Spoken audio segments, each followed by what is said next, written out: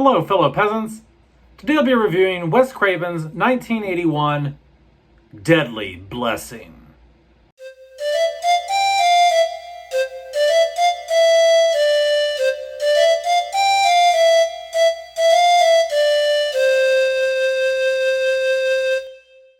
Okay, guys, so I was scrolling through the endless rabbit hole of Tubi, and I saw this movie called Deadly Blessing. And so I read the synopsis, and I was hooked as soon as I knew it was a Wes Craven film, and it's about these, like, Hittites, and I guess Hittites are, like, even more hardcore Amish. There's even a line in the film where, like, they say the Hittites make Amish look like swingers.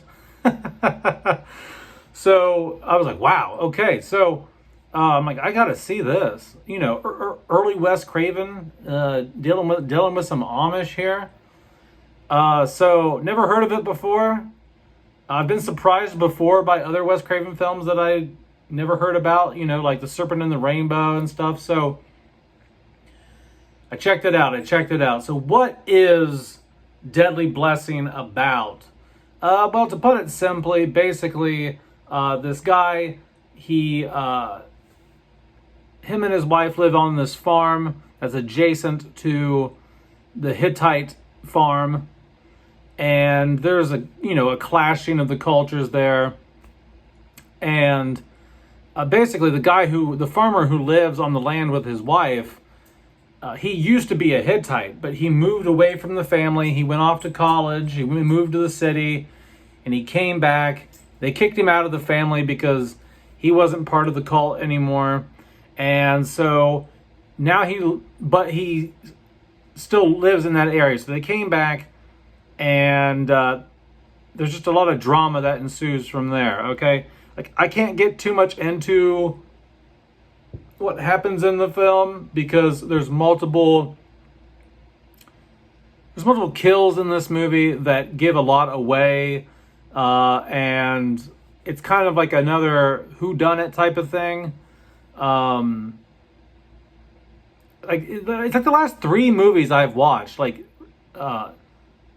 Sympathy for the Devil, Tenebrae, and this are all like movies that just have you wondering, like, what the fuck is going on? Who's doing it? Or what's the motive here?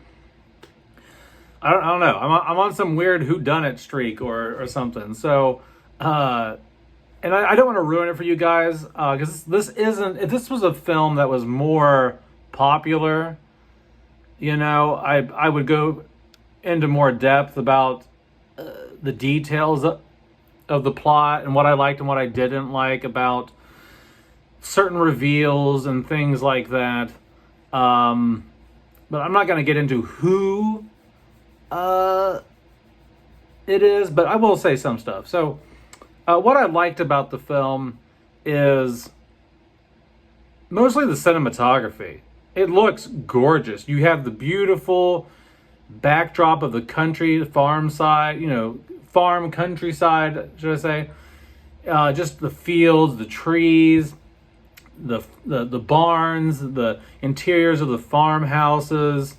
This is the best camera work I've seen on a Wes Craven film. I've always felt Wes Craven's movies felt a little made for TV up until the Scream franchise. And I do like how Scream looks. Like, all three Scream films look good. They're sleek. They're slick looking. But this has that, like, the Omen 70s horror thing going for it. It's got the graininess. Almost looks like 16 millimeter almost. I don't know what this was shot on, but it has that style, that the camera movement, the grain.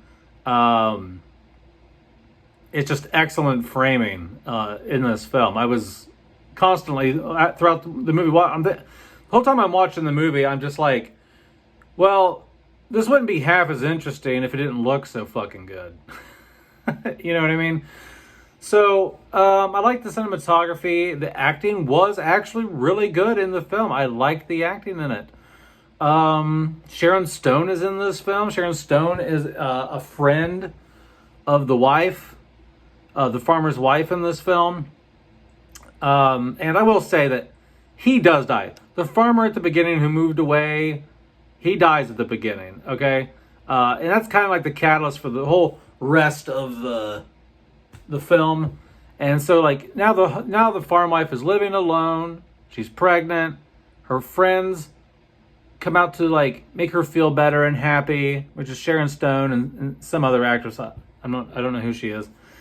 And you spend time with those three ladies the rest of the film. They're the main characters in this. And you're just trying to figure out like, okay, well, who killed him? And someone's trying to kill them too. And someone killed one of the Hittites. And you're just like, what is the motive here? Like, you know, like when the farmer dies, you're just kind of like, you know, obviously it's probably the Hittites, you know, but then when like a Hittite dude dies, you're like, oh, well, who killed him? What's the motive behind that? So like you're kind of confused the whole time. And that's going to lead me into, the last thing I like is the overall atmosphere, the mood and the atmosphere. I love it here. It has like an Omen vibe to it. Even the score sounds like some Jerry Goldsmith, who scored the Omens. Yeah, man. I mean, like, oh yeah, we want. Like some of that shit's in here when people are getting killed, you know, or just creepy shit's happening. And one thing I did like, once I watched this, I was like, wow, that wasn't originally done in Nightmare on Elm Street. There's a scene in this film. It's a cool scene where a snake comes into the house and slides into the bathtub with this lady, right? With like the farmer's wife.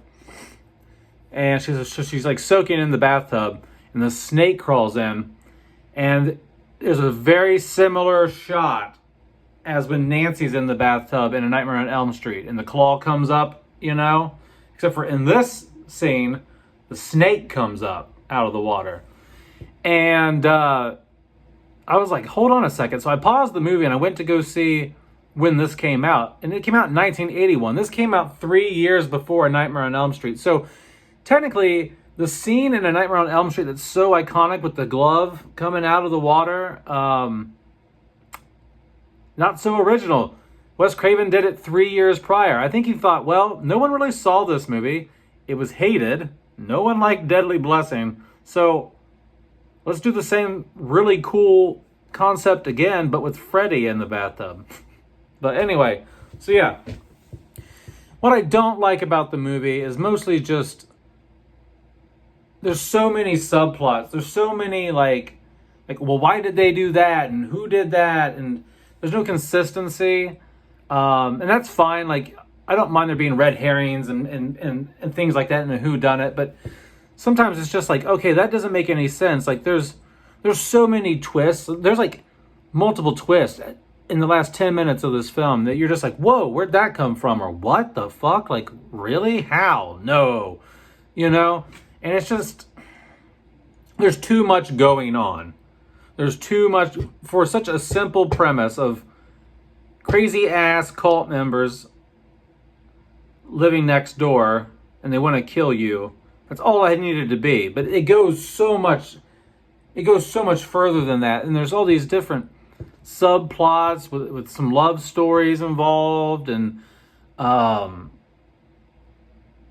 just like, okay, like, I'm not saying I wanted like a super basic ass story, but at some point you're just kind of like, well, what is this leading us to? And sometimes it doesn't lead you anywhere. Those are the worst subplots when you take a detour, but it never pays off. It never like reconnects. You know what I mean? Like, that's the whole point of a detour is to come back to where the main road is or something, or take you to your final destination. Well, this shit just kind of veers off and doesn't go anywhere. There was no point to it. And lastly, what I didn't like is it kind of just jumps the shark at the end of the film. I'm not going to get into detail because I'm not going to tell you exactly what happens. But something oddly bizarre and supernatural happens at the end of the film that makes you go.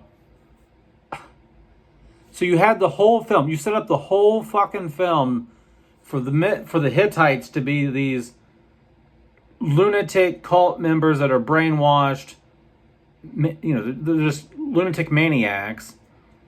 But then something happens at the end of the film where it's like, you've just justified all the shit they said and did. Because now, clearly the supernatural exists in this movie. You know, so it's kind of like, well, were they crazy? Were they bad guys?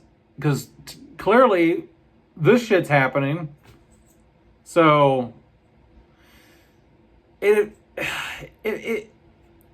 last like 2 minutes of the film, my dog's shaking. Sorry, her collar's jingling. I don't have reindeer in my house. The last 2 minutes of this film just completely piss on the whole reason why you're scared of the Hittites in the first place. Because you're just kind of like, these guys are crazy. They're nut jobs. Like, look at the crazy crap they believe. And then it's like, it's just kind of justified at the end. In a way, you know what I mean? I don't know. It just feels like the studio came in and they're like, okay, like this movie's good, but can you put in some crazy ass demonic shit right at the last 30 seconds? And I guess either Wes Craven had this in mind the whole time, which I doubt, based on the rest of the film and how grounded it is in reality. Okay. I can't see what happens at the end of this film being in the original script. This had to have been like, we need some crazy ass shit. We need some crazy ass supernatural shit in the last 3 minutes of this film. And I guess, I don't know. I guess he said, okay, all right, whatever. So anyway, guys, did I like Deadly Blessing? It was okay. It was all right. I wouldn't watch it again. It's kind of just like something that it was okay to watch one time and experience it, but I wouldn't go back to it. I would say check it out. If you like Wes Craven's work and you've never heard of this before, go check it out. It's free on Tubi. I wouldn't pay you for it, to be honest. But, yeah, that's about it. Let me know down in the comments below what you guys think about Deadly Blessing, if you've seen it, if you haven't seen it, if you don't want to see it, if this review was a waste of your time. All right, guys, have a good one, peasants. Peace out. Bye-bye.